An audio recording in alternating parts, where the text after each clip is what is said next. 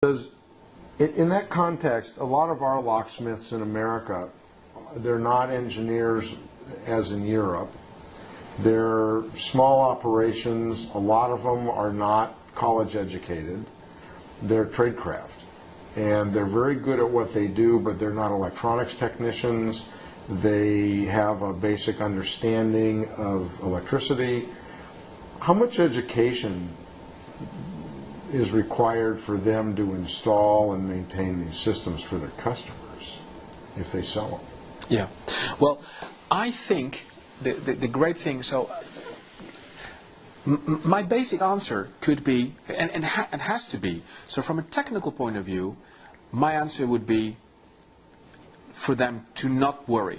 Okay, so the system is designed, okay, to make it possible for without a lot of training to get a basic understanding of the system and to be able to install it and to be able to manage it.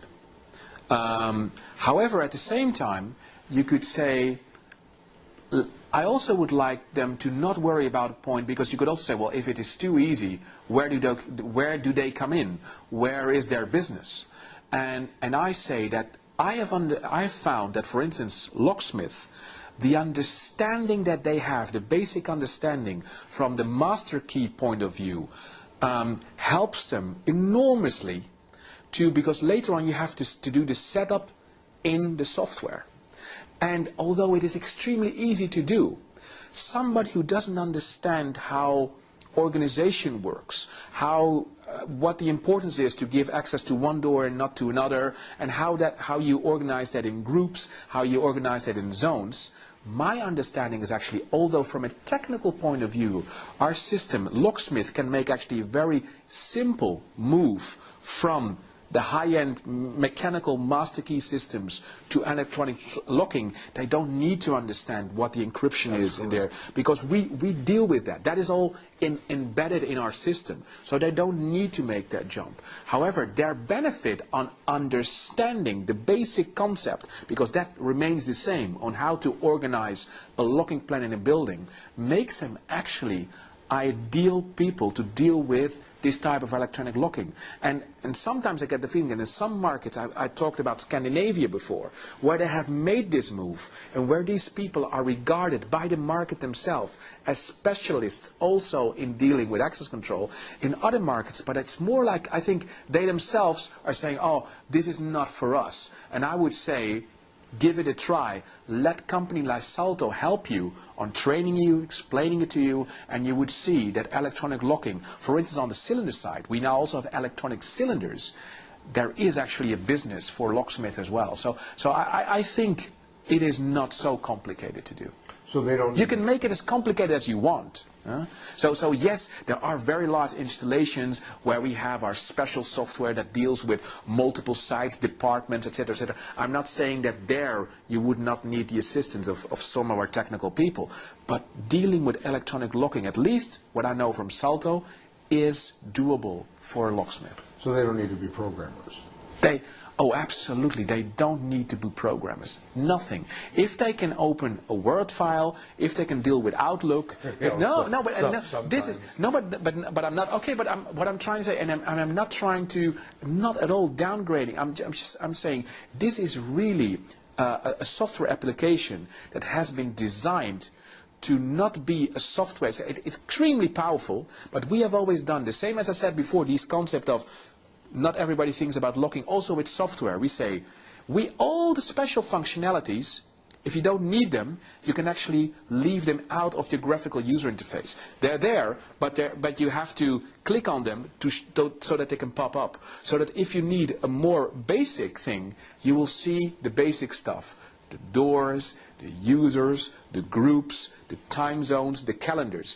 If you want to work with roll call systems, if you want to work with parking, if you want to work with limited occupancy, make it more complicated. But you don't need to do it. You don't need to be a programmer. Forget it. You need to be a user of Windows and the Microsoft tools.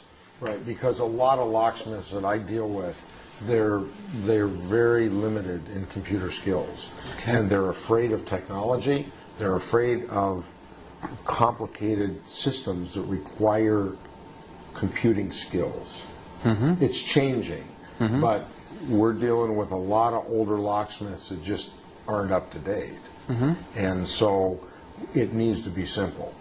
Okay, but I would also say there. So there's two things, of course. The older locksmith can actually either can reinvent and learn, which is not impossible. But I see also a lot of companies are doing other things, which is saying the knowledge that person, that older locksmith has on the installing side, on understanding how a door works, how a door frame works, how all that interaction, how a locking plan works, and then, for instance, having a young person coming on board that has more simple computer skills, but has no understanding at all of the locking world.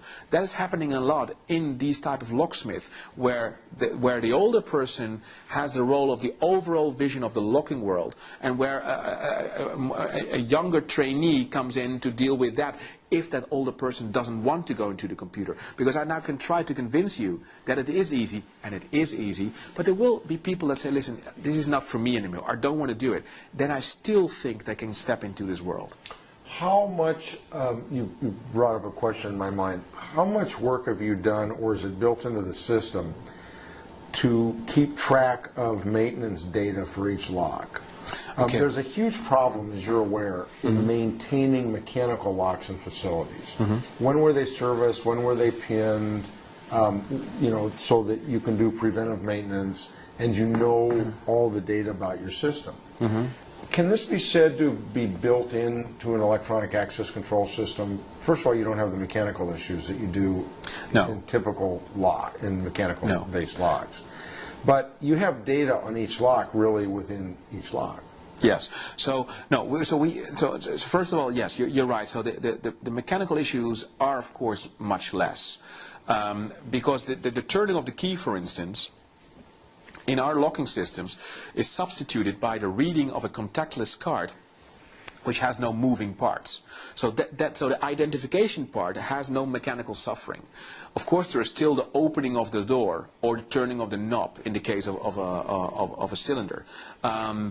Basically, what people are using as keeping track for that is that our system keeps track of the battery life. Okay, and as these locks are, of course, with batteries, even if the battery is still good, a battery can go for 3 years easily.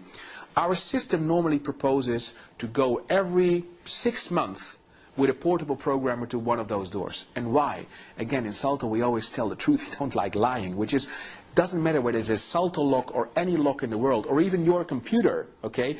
If it works, something that works with a battery, okay, the time, okay, will have it will run off. Okay, the time of an internal clock based on a quartz that is based on something like a battery, how good that quartz is doesn't matter. It will at some point in time have a difference with your central computer system. Not necessarily the lock could actually have a better time than the central computer system, but there will be a variance. So normally what we propose is that every 6 months or so, you just go with your portable programmer, and you don't even have, that's also a great system. Once you have initialized our locks, simply by connecting to the lock, you don't even have to say, I'm connecting to door number 1. It does it itself, okay? And it will just put the clock again in line with the central computer. That information goes into our software, so you always know when it was the last time that you visited that lock with a portable programmer. And that could, of course, be the one where you also say, I also looked at the mechanical working. So there is a tracking of the visits to the door with a portable programming. Not necessarily other type of information. Yes, the battery status we also bring back. If you have true wireless system, do you update your time so it's synced to your network? All the time. That is one of the functionalities of that system. And you mentioned the use of IP. Do you have remote access capability in all of your systems if the customer wants that, so your engineers here can look at those networks? 100%. So if you have to, you can service those systems? Of course, with the permission of our customer, yes, we can. And is it over the internet? strictly internet-based? Well, our system is an Ethernet system. So yes, we have, for instance, we have installations where linked to one system, we have offices in different Asian countries. Normally, so the system that we use to go into the software in order to help them out, that goes over the internet, whereas normally the system is